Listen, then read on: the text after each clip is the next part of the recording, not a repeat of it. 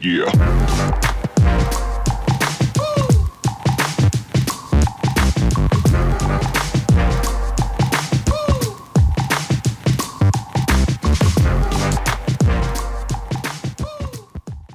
Hey, what's going on, everybody? This is Coach D, the Wild Man, with another episode of MMA Fight Camp.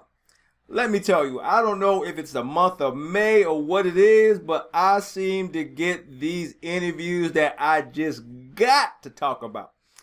We got Tim Loy on the line, president of Valor Fights, and we have Jared Williams, promoter of Conflict MMA. They decided to have a conversation without knowing us and decided to co-promote an event. Now, it's always been my understanding that promoters did their thing in their territory and they took care of their business, but all of a sudden they get to talking on the phone. Now we got a co-promotion. So I am dying to hear what these guys got to say about this event coming up and what made it happen. So what's going on, fellas? Not much, man. I'm excited. It's exciting next few months coming up here. But a lot of things going on. We've got an event coming up, this weekend where we're doing something similar in Kentucky with the Warrior FC promotion. And then, we're going to get to try in Georgia with Jared and Andrew with Conflict, and we're pumped, man. It's going to be exciting. Okay, I'm gonna go with Jared. Jared, whose phone rung first? How did this happen? Well, I mean, the Rome thing is, actually ended up being kind of a no-brainer because there used to be a real hot market there. The show stopped being promoted there, but the fans didn't go away. It was just a lack of promotions there. So, both Conflict and Valor have been supporting the Georgia fight scene from either Georgia, South Carolina, or North Carolina for the past few years. Mm-hmm. And there's been a higher demand to get closer to where they train, where their friends and family are and their fans. And from a business perspective, it's obviously a smart move to get our promotions closer to where they can get out and support the shows directly. They catch the online views and things like that, and we want that. Mm-hmm. But having those fans there live is paramount. Okay, so this is like even distance between both promotions. Like both fighters can get there equally as well. Like fans coming from Tennessee and fans coming from South Carolina. That's a good driving distance for both fan base. I think that's it's a little bit of a neutral area, in a sense for everybody. You can get South Carolina, North Carolina, Georgia, but then also people forgetting that we can pull right there out of Alabama as well, mm-hmm. being that close. So that could potentially be a little bit more of an open market for us out in Alabama. Okay, so Tim, we use so many guys that are from Georgia already, like Jared said. I mean, we've been hosting Georgia fighters up here for years now, and they seem to enjoy coming up to Tennessee to compete, and I know they compete out in South Carolina as well for Jared. And we're really close to the state line already when we're running in Chattanooga. We're essentially already in Georgia, so it really isn't too bad for our fighters from Tennessee to make that ride. The Georgia fighters, and as Jared also mentioned, those Alabama guys right there on the line are kind of forgotten, but they're right there close too. So we're going to be able to pull a nice hodgepodge of localities to support this event. We've been getting blown up already, with just a ton of fighters that want to be on this. Okay, so does the venue support both promotions? Because like I said, sometimes it can get kind of rough to put together a promotion and find a great venue that you can get enough fan base. Does this venue support the both of you? The venue, it's been great so far. I'll let Jared expound, but the contracts that we've had drawn have both promotions involved, on all the paperwork, and the people in Rome were excited to bring fights back there. They haven't had fights in a good long time. Mm-hmm. Okay, Jared. Oh, I was just gonna say the venue accepts paychecks, so of course they'll work with both of us. Okay, I know, that's right. But I was thinking more of the size. Was the capacity big enough that the fan base will benefit your pockets equally? You know what I'm saying? If it didn't, I don't think we'd be talking about going to Rome, Georgia. So, yeah, it makes a lot of sense to go to Rome, and the venue size and everything is adequate. Yeah, it's a great venue. It's super nice. I loved it when we went and visited it, and that was actually the first time I'd ever stepped foot in Rome. But it's a really cool town. The venue's right there downtown, and it's a kind of a hip downtown area there. It's got a bit of a big city feel, and at the same time a small town, like kind of the best aspects of both your big city and your small town. So, Rome itself was awesome, and as Jared said, if the venue didn't make sense, that we're both savvy enough to know what works and what won't. Okay. Well, Tim, you've done this before, so you've co-promoted. But Jared, what made you decide to go? Okay, this is the right time to do this. What made this particular time and event the right time for you, Jared? Well, we've also co-promoted as well. When we did our show up in Greenville, we co-promoted with Monty Cox and the Extreme Challenge team, and then we also co-promoted one other event after that. So this was, the timing on it was perfect because it was a neutral city. It made a lot of sense to take what Tim and Valor's been doing, paired up with what we've been doing, and then pick a new city like this. And so hopefully, if the event, the partnership goes well, and we start looking at, is there some other neutral cities and states that we could get to, and just continue this brand expanding out. Okay. Yeah, so far it's been great working with these guys because they have just a lot of ideas and approaches to things that are new to me, and I'm constantly trying to learn as we go and pick up new things that work and just new ideas, and these guys have opened my eyes to some different approaches and techniques, and so so far it's been awesome, man, and I feel like we're going to be able to provide some matchups that are that you just wouldn't see normally, between guys that are, that are kind of conflict guys and guys that are kind of Valor guys, and they don't really cross paths too many times. We're going to be able to put those fights on.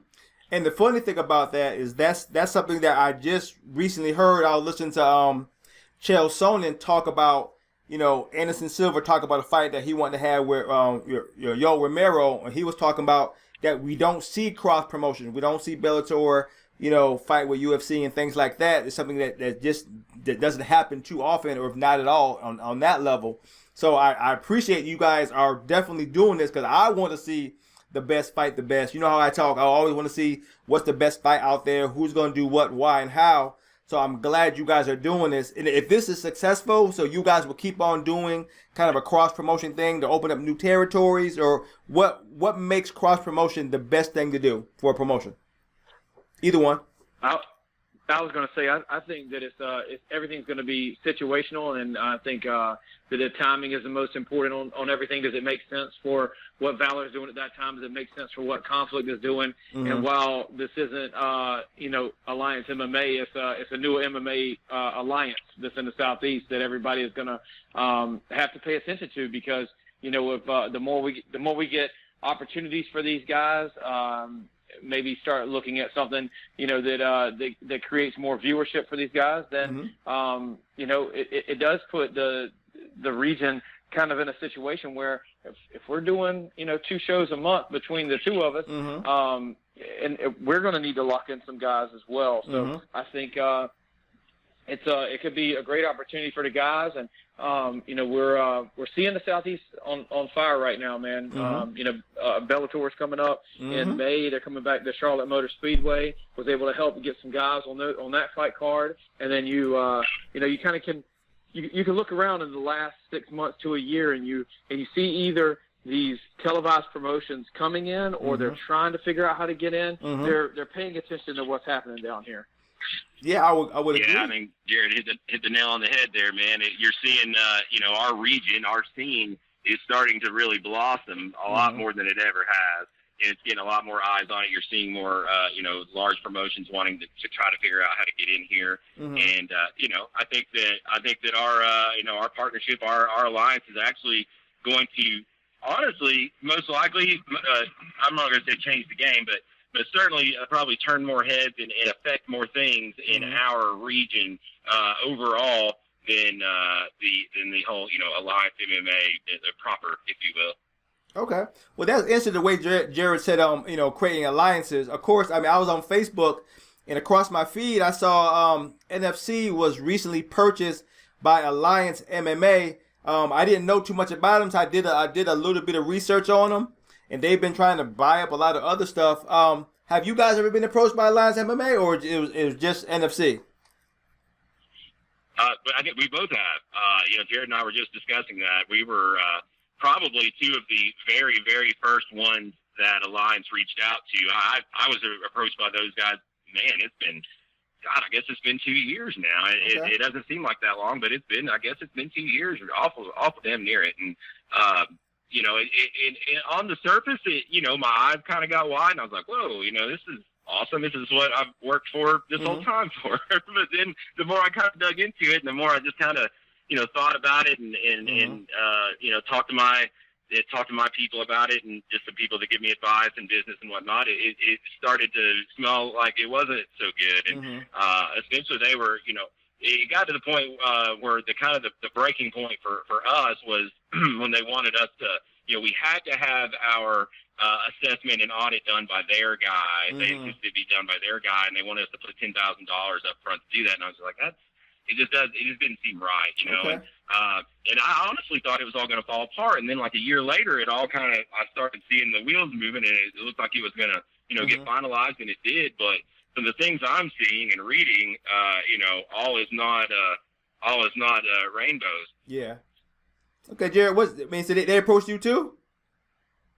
Yeah, so same exact experience as Tim. It was, like he said, it was somewhere in that 1.5 to 2 years ago. Whenever they were looking at like 10 to 13 promotions across the United States, and we too thought the same thing. It was like, look at this offer, wow, this, I guess I can go ahead and quit the day job kind of thing. And but then you just keep peeling that onion back, and it wasn't quite so sweet, and there was a lot of contingencies, and some of those contingencies have came to fruition for them. So it's not to knock them when we say anything about it. It's like, hey, congrats, y'all. You already did one humongous hard step. But at the same time, when you start looking at what they opened at, what they're current at, because they're on the stock market, and then also the premise behind it is great on the surface, but it did not seem like a lot of things were done on the front end correctly, so that you could take advantage of being on a national size network. And I don't mean that on network television. I mean, your MMA network of promotions now at that national level. So it'll be interesting to see if they can figure out how to make that model work. But at the same time, you're not going to get every single promotion, and you also can't run every single promotion, I guess, out of business, because, I mean, inevitably you become competition with everybody that they're aligned with. Yeah. So that's the question. How did they try to sell it? Like, I was trying to read and see what would be what did they pitch as the advantage of being part of Alliance? Because you still got to put on promotions. Did they put up all the money for your promotion? And what was the advantage from their standpoint?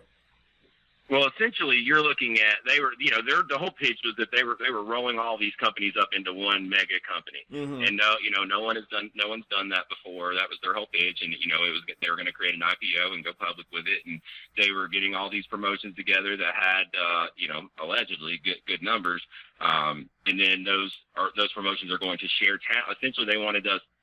Had we joined, we would have been expected to sign up as many fighters as we could to exclusive deals to Alliance. And then the Alliance would actually own those contracts and be able to send fighters from promotion to promotion, which, in theory is good, I guess. You're going to get more, you're going to have other exposures on other promotions in other parts of the country for the fighters. And then for the promoters, you have a wider talent pool from which to draw. However, I think that once they started, someone kind of leaked the, I guess the prospectus to me, to where I could see like all the numbers, and there was at least, it's not like right in front of me right now, but there were at least 3 promotions that were running in the red last year that they bought up, and I think that's got a lot to do with some of their issues they're having legally now with some issues potentially with not being completely forthcoming on their financials in the lead up to it, and what ultimately gave it its initial value, if any of that makes sense. Okay, it does. So basically, by you two coming together, you're creating your own alliance, and you're doing cross promotion with your fighters. So you're doing the same thing anyway, without the headaches. You know, in my opinion.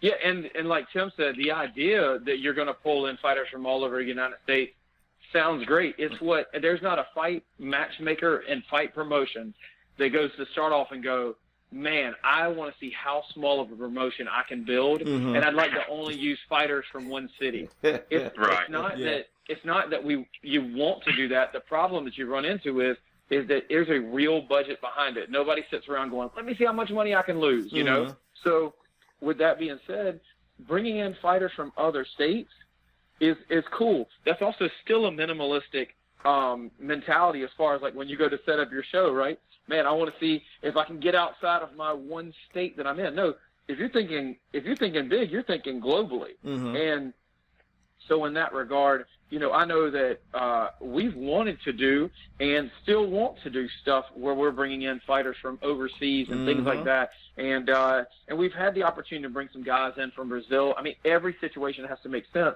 But I think it would be it's a bit unrealistic to think that every event you're going to fly in 5, 7, 10 different fighters just because you want the diversity of having another state's name attached to a fighter. I think that's too tough. Okay.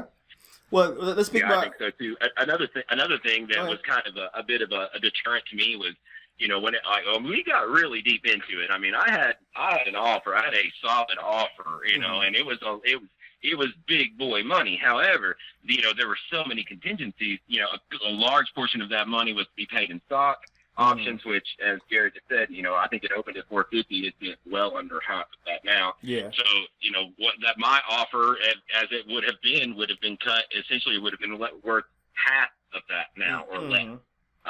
You know, and on top of that, their plan essentially was to keep the promoters that they were buying out from on board, essentially as management, if you will, of their own promotion.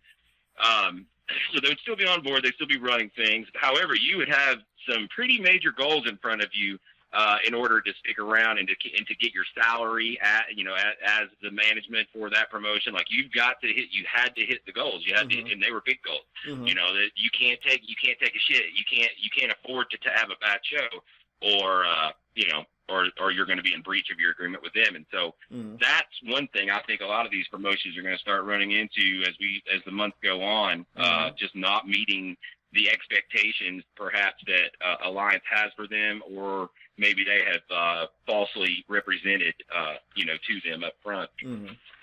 Okay, well let's talk about bringing fighters from different states. Of course, you both have your individual fights promotions coming up for you doing, for your cards you already booked. And then you have the joint venture between your two. How hard was that to get the right fights for the right events? Because, of course, you want your biggest stars to be in a co-promotion to blow it off the doors. What were some of the logistics you went through trying to making the right fights? You know what I'm saying? Because you guys are still booking other fights as well. So how hard was that to put this card together? It's hard because we've got, if anything, I think Jerry would agree, we've got, dare I say it's a bad problem to have, but we've got too much talent, right? We've got too much, really? We've got too many guys to choose from, right? Like, not everybody's going to make this card, you know? We could make probably 10, 15 badass pro fights right now, but obviously the budget won't lend itself to that.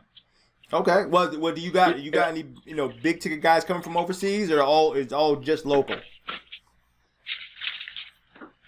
No, and again, it goes to, you don't go into a new venue in a new city and then see if you can just blow the budget out the water. Yeah. You want to come in, be smart about it, bring in some of the guys that each fan base, Conflict and Valor, would be familiar with. Bring in some fresh faces that Conflict nor Valor may have even seen before. But at the same time, fighting a Conflict or Valor guy, and then the way that we would set up Conflict versus Valor is going to be fun. It's going to be interesting. It's going to be unique. I don't think we're going to come in there and say, red corner is Valor, blue corner is Conflict. I think that's part of the fun of the co-promotion is getting out there, doing something that's different, and hopefully being exciting for the fans the night of as well as the lead on. I'm almost more excited about stuff that we're talking about doing here prior to the event than just the event itself, because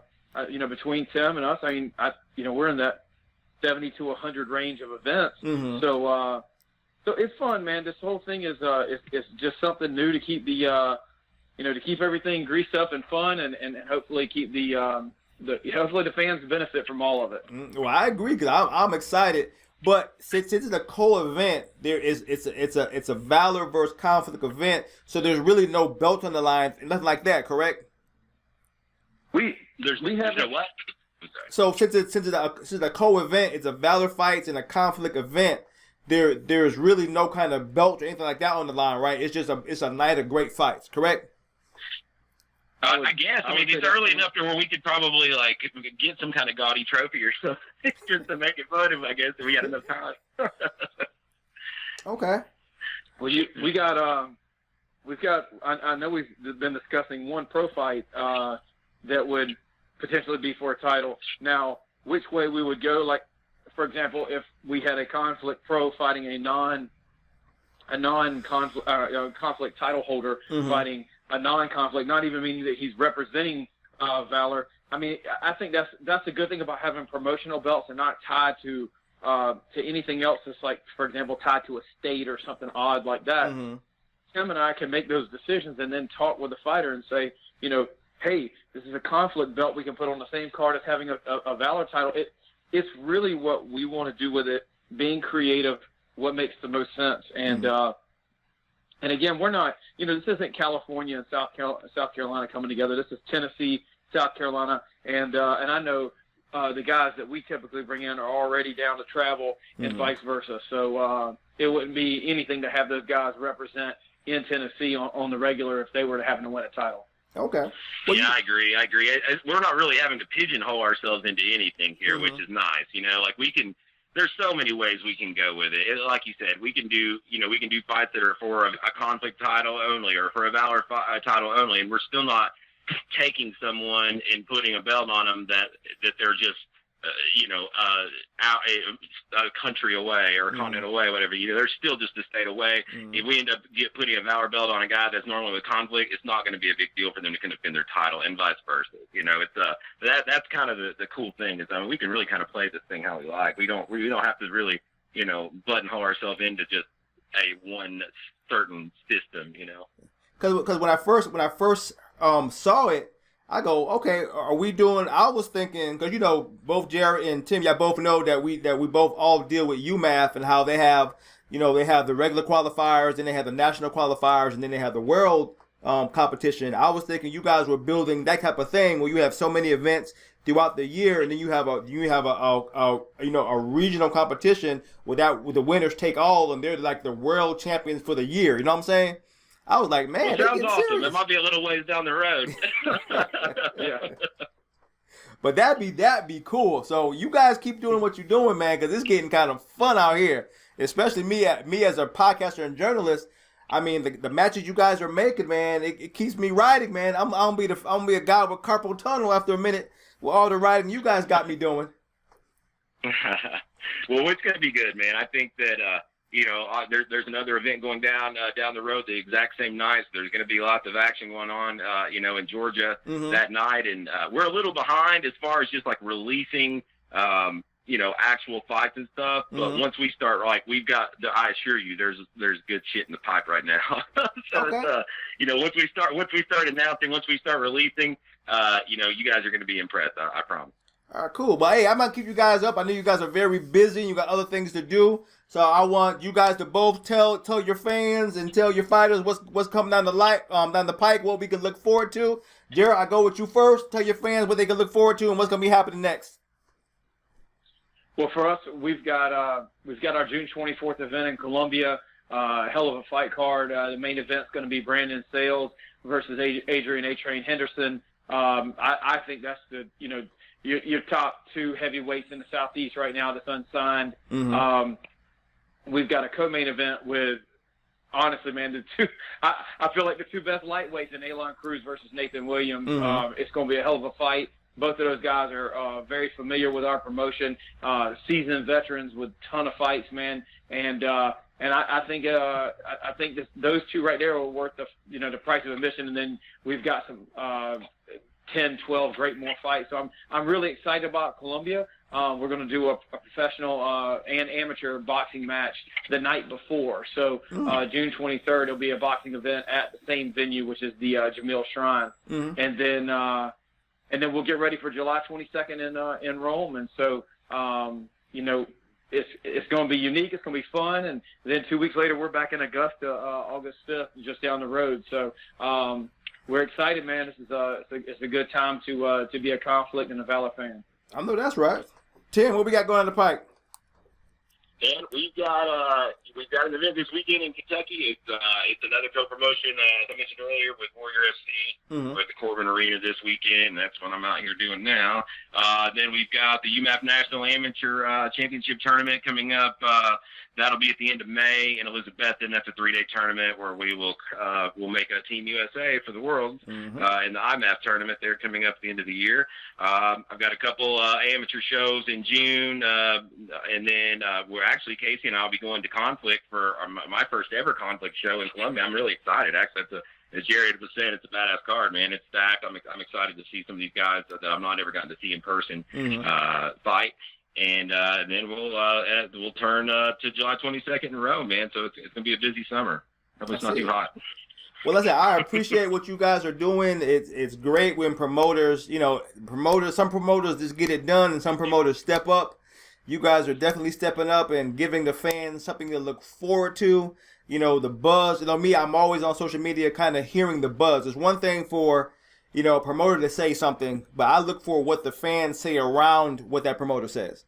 So the more people I see talk, the more I know, okay, this is going to be legit. And a lot of people have already put the buzz on this and going, this is going to be something great. So you guys are doing what you're supposed to be doing. And I, as a fan, appreciate it.